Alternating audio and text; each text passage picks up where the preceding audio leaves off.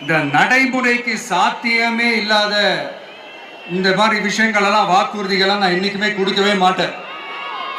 அதே மாதிரி ஆட்சிக்கு வந்ததுக்கு அப்புறம் கூட அவங்க அது தரல, இவங்க இது தரல அப்படின்லாம் பம்மிக்கிட்டு இல்லாம உங்களுக்காக எந்த எக்ஸ்ட்ரீமுக்கும் போய் நான் போராடவும் தயாரா இருக்கிறேன்.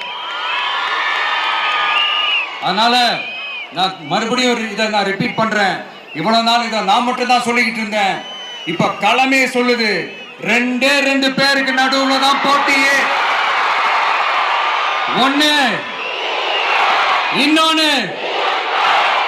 ஒன்னு தூய சக்தி டிவிக்கு, இன்னொன்னு தீய சக்தி டிஎம்கே.